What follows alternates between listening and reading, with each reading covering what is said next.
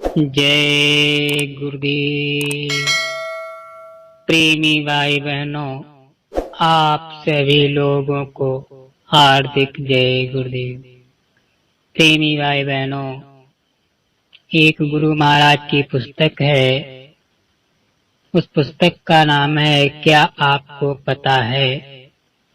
उस पुस्तक में लिखा है, स्वप्न में या भजन ध्यान के समय यदि कोई डरावनी शक्ल दिखाई पड़े जिससे भय मालूम पड़े तो जय गुरुदेव नाम का सिमरन शुरू कर देने से सारा भय दूर हो जाएगा और वो शक्ल गायब हो जाएगी। जय गुरुदेव नाम परमात्मा का है। इस पवित्र नाम के सामने काल की कोई भी शक्ति नहीं ठहर सकती।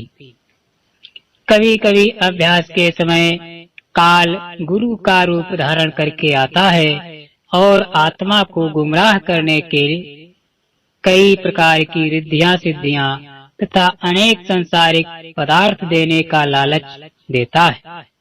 इसलिए जब साधक को अंतर में गुरु का स्वरूप दिखाई दे तो वो जानने के लिए कि वो वास्तव में गुरु का रूप है या काल का, पांचों नाम का अथवा जय गुरुदेव नाम का सुमिरन करना चाहिए। अगर वो काल होगा तो सुमिरन से वो तुरंत गायब हो जाएगा। गुरु का अगर वास्तविक स्वरूप होगा तो वो बातें करेगा जैसे गुरु देह रूप में यहाँ अपने प्रेमियों से बातें करते हैं। अंतर में गुरु का स्वरूप प्रकाशमय होता है। वो हाड़ मांस का नहीं होता, चेहरा वही होता है जो मनुष्य शरीर का।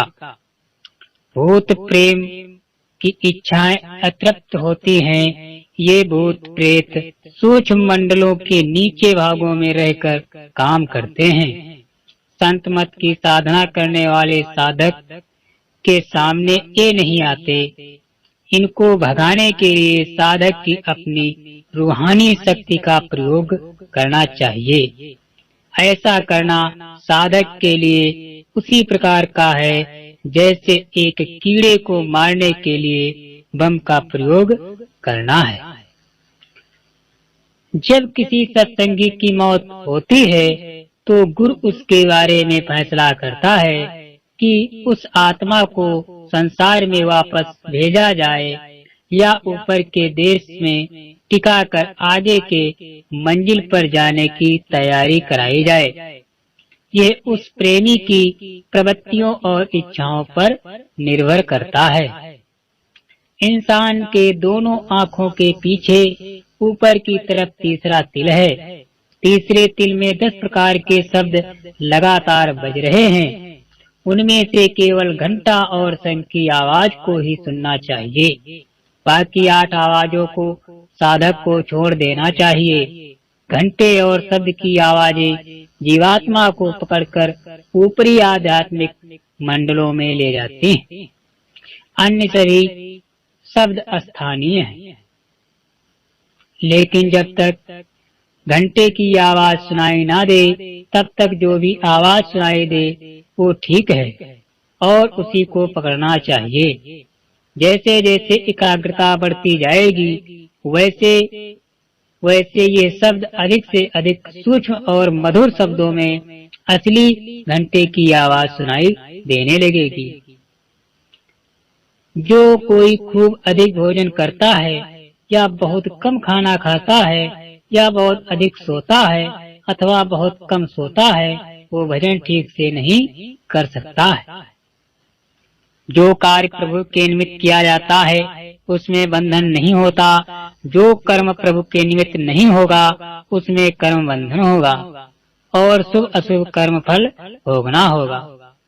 जिस काम को करने में खुशी हो भय न हो वो पुण्य है और जिस काम को करने में डर लगे वही पाप है। मनुष्य के अंदर घट में हर वक्त घंटे घड़ियाल बजते रहते हैं। उसी को आकाशवाणी कहते हैं। वो ईश्वरीय संगीत इतना मधुर है कि मन जब सुनने लगता है तब उसे छोड़ना नहीं चाहता। उसी आवाज को नाम कहते हैं, शब्द कहते हैं। ईसा मसीह ने उसे वर्ड कहा और मोहम्मद साहब ने उसे कलमा अथवा आयतें कहा। उन्होंने ये कहा कि खुदा की आयतें उतर रही हैं। वो परमात्मा खुदा और गॉड एक ही है, दो नहीं। जिन्हें इस बात का ज्ञान नहीं है वही लोग आपस में लड़ जाते हैं। यदि मनुष्य दुख तकलीफ और बीमारी से बचना चाहते हैं तो उसे ग्रस्त जीवन में 2 माह तक ब्रह्मचार्य का पालन करना चाहिए। नाम बोलता है, आवाज है, बड़ी तेज और स्पष्ट आसमानी आवाज है। जब साधना के द्वारा नाम की धारा खुल जाती है तो 24 घंटे आकाशवाणी सुनाई देने लगती है। प्रेमी भाई बहनों, इन शब्दों में आपको गंभीरता से सोचना चाहिए। अगर ऐसा आपके साथ हो रहा है तो गुरु की दया है। गुरु की दया इसी प्रकार से मिलती है जिस प्रकार से हम आपको मिल रही है। जय गुरुदेव।